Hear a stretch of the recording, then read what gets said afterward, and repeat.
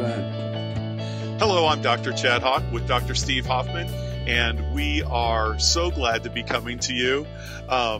We are going to start something brand new. We're going to be sharing our thoughts with you on a weekly or thereabouts basis about certainty and our profession.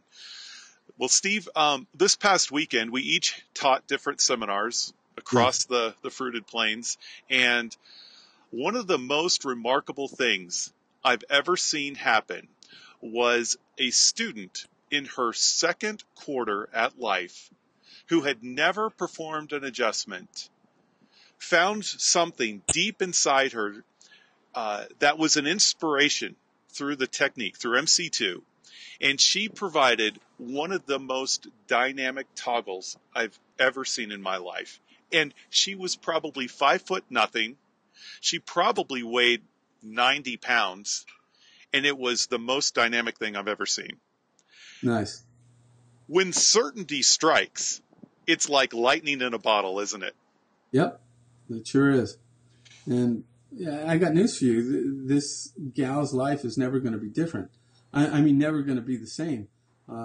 Because once that light bulb lights, it doesn't go out. It doesn't. It doesn't. Right. So you've been teaching MC2 for a little while now, huh?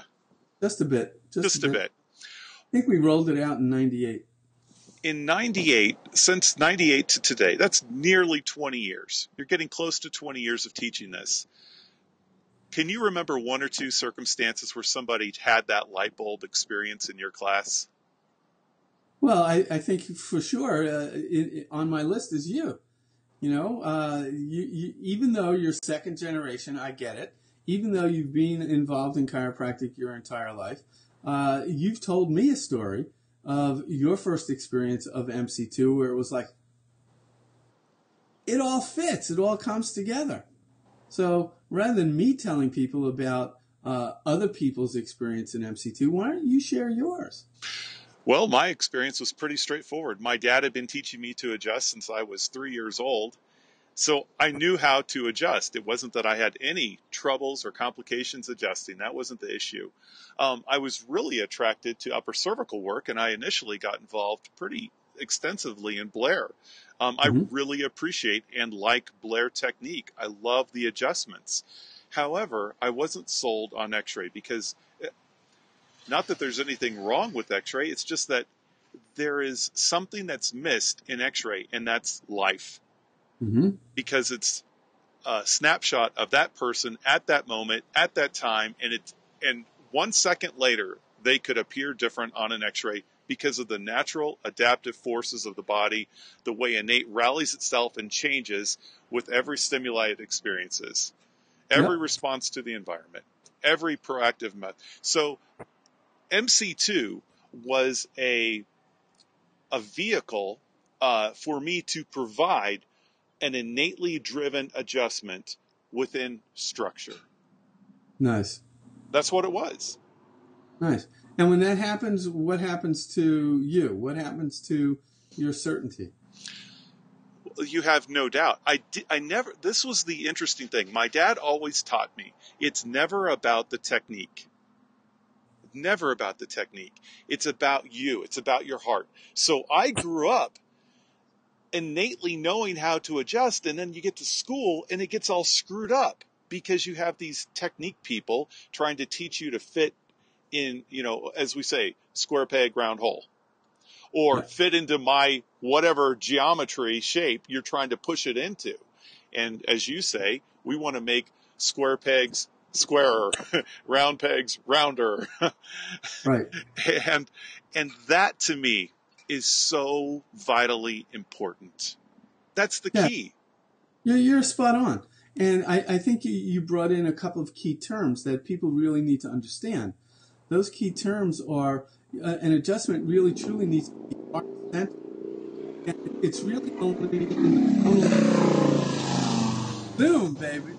It's really only in the tonal models that, at least with regard to MC2, are physiology-based that allow your heartedness to impact your physiology, which then impacts the physiology in a positive way.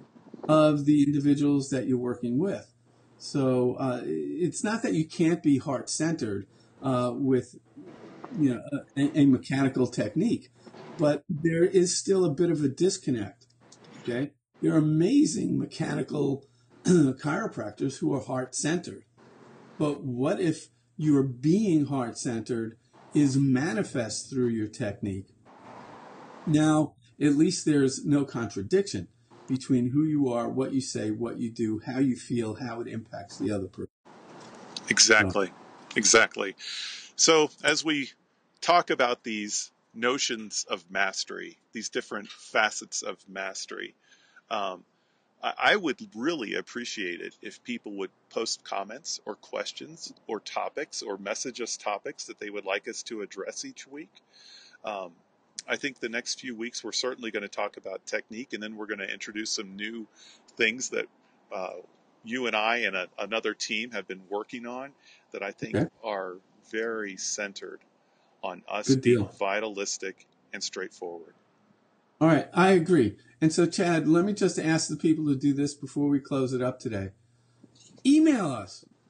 Email your questions, thoughts, suggestions to Dr. Steve at drstevehoffman.com or Chad at drchadhawk.com. And this way we don't have to clutter chiropractic mastery with what you guys want to know. You'll keep it between us, and we'll address it. Yes, we will. Well, thanks so much, Steve, and thank you so much for everybody who's watched this video. Please share it on your Facebook page or send it out via email, whatever it takes. We love you and appreciate you. And I love and appreciate you as well. Have a great day, everybody. Bye-bye. Bye.